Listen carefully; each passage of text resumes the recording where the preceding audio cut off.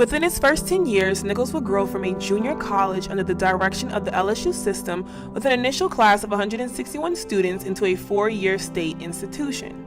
Certainly, there was much to be done during that time to convert former sugarcane and rice fields along Bayou Lafourche into a real college campus. There was the obvious pressing need for classrooms, buildings, and the roads to provide access to them, but development during this period went beyond the physical infrastructure requirements of a college. The school's first administration, faculty, and staff were starting with a blank slate. As a result, they had to design all manner of processes and policies. Some had obvious and direct links to the basic functions of a college, such as getting students registered each semester or providing them with teachers and academic materials. Others were more esoteric, like finding ways to instill a sense of school spirit and belonging among the students at the fledgling institution. Starting in 1951, the ROTC program would be a central feature at Nicholls in its early years. In that first year, an estimated 65% of the male students were members of the Cadet Corps. Some female students served as sponsors. The campus had an outdoor shooting range, and bugle calls blared over the campus public address system. Members of the unit would march at statewide functions. Under President Charles C. Elkins, Nicholls would continue to mature during a period when gas was selling for 18 cents per gallon, when troops marched off to the Korean War, when the Supreme Court issued its Brown versus Education ruling, and when Elvis appeared on the Ed Sullivan Show. Through those years on campus, various traditional aspects of college life would appear, such as mascots, athletics, or intramurals. Some events were intended to provide an air of sophistication befitting a center of higher learning, others less so. By 1958, Nicholls was ready for its first group of 4-year graduates.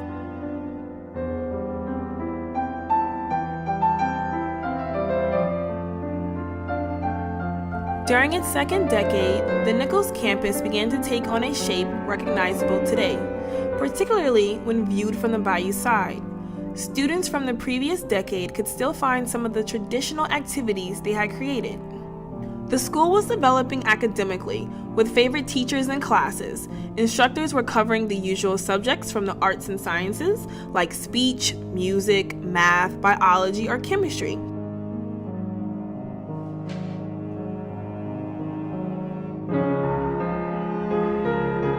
There were also areas of study with more practical daily application, but there were already subtle changes in the educational technology found at Nicholls.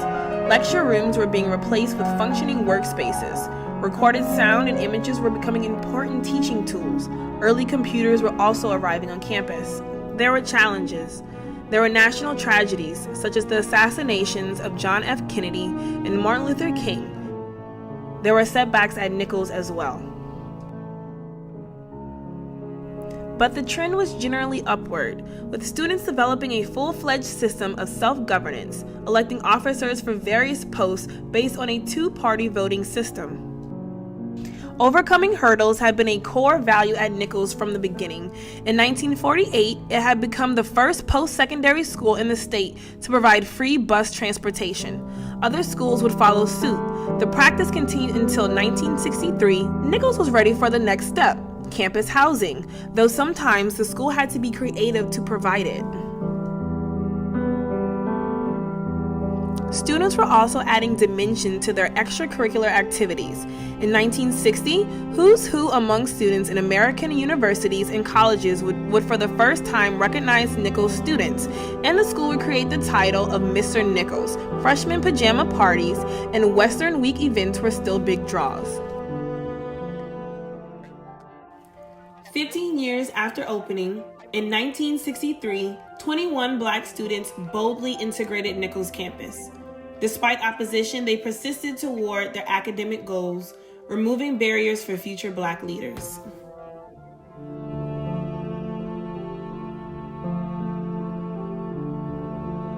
Nicholls would celebrate a significant milestone, its 25th anniversary.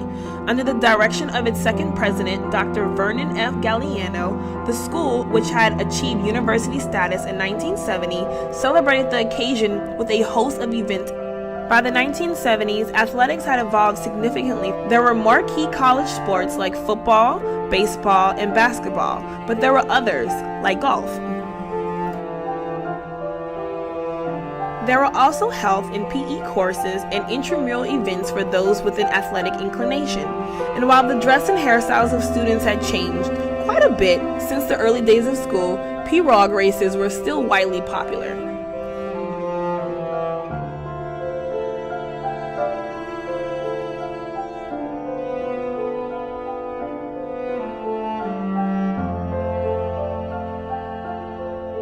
And there were plenty of other things to engage students beyond the classroom.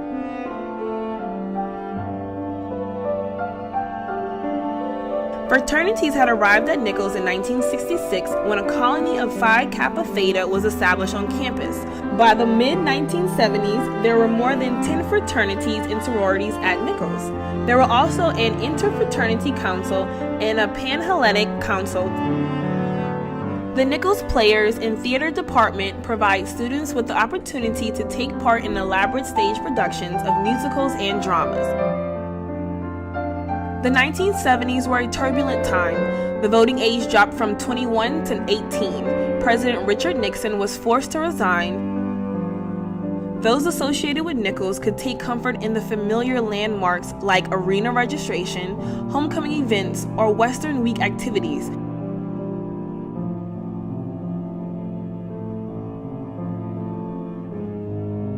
But there are also signs that change would come here as well.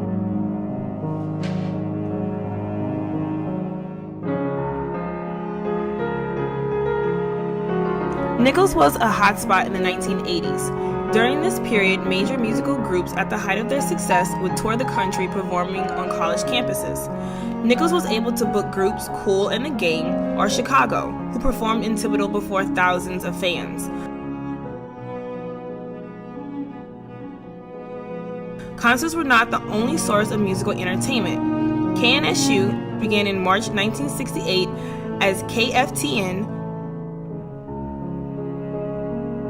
Greek organizations had matured with well-established events of their own, as had various other social and academic organizations.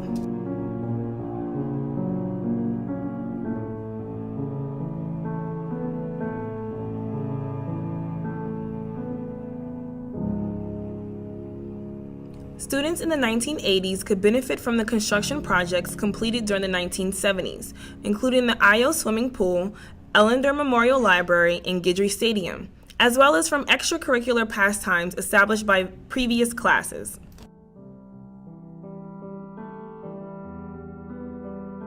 But there were also new activities. Dr. Donald Iho, who would become the third president of the school, instituted the midterm breakfast tradition, where administration, faculty, and staff served students pancakes and sausage during the week of midterms.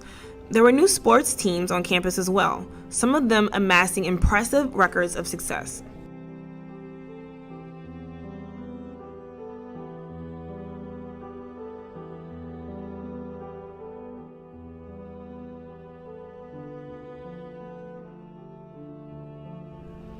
Older technology on campus was getting replaced.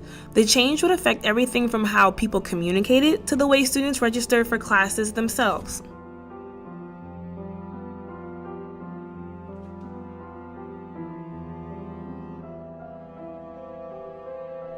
In the following decade would hit its next big milestone, its 50th anniversary.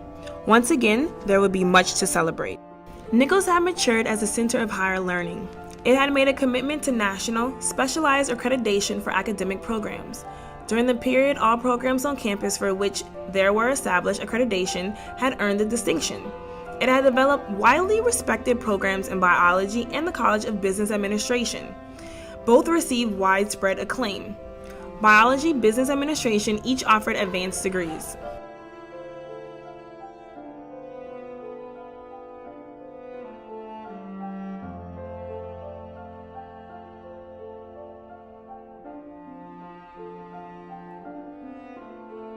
While some of the older traditions, like Western Week or pajama dances, had faded away or were less popular, there were still plenty of activities.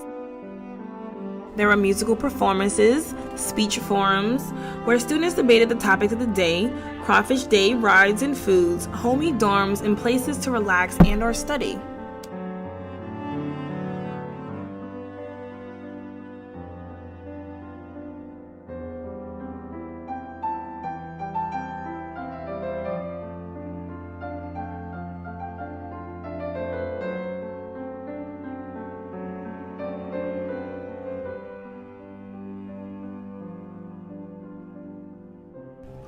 There were challenges and the need to improve some aspects of the infrastructure, but in light what some students and faculty were dealing with on the world side, these seemed minor.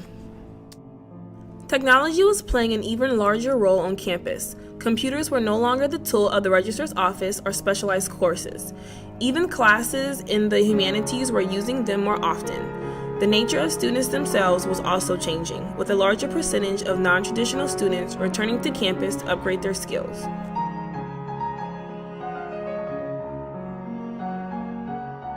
While the campus was still young in many ways, there was much that needed to be done to upgrade facilities. Nicholls launched a campaign to construct new buildings and get rid of those which outlived their usefulness. There was also the need to construct facilities for programs which had not been in place in the past.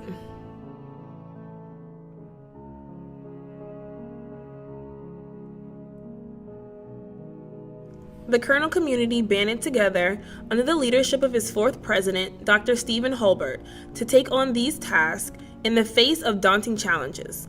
The state and Nicholls faced years of budget cuts, driving up the cost of education for students and requiring that employees go without raises.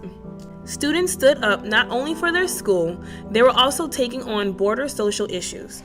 Never shy about voicing their opinions on topics for they felt strongly, students were also willing to give their own administration a gentle nudge. Undaunted by the difficult financial times, the school continued to make strides forward, adding new sports, serving as the social and cultural center for the region, making special guests feel at home.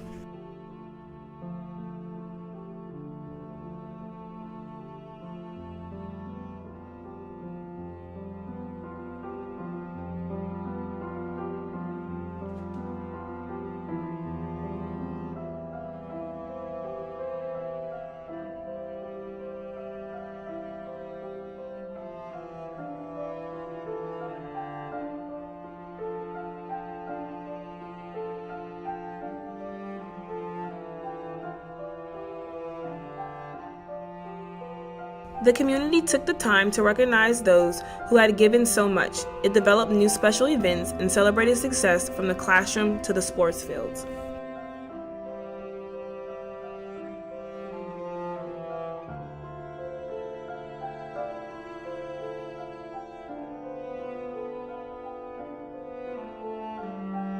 Nicholls had survived very tough times since the late 2000s. There had been years of budget cuts and falling enrollment as a result of the ever-increasing cost of attending college.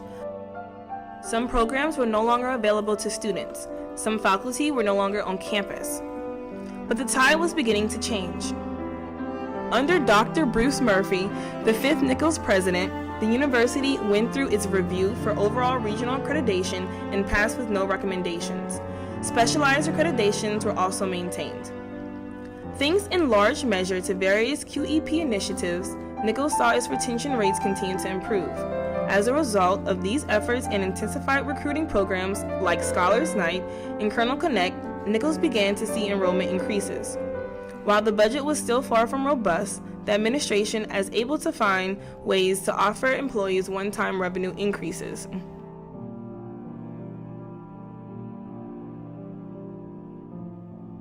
The school also began to see a return to success on the athletic fields.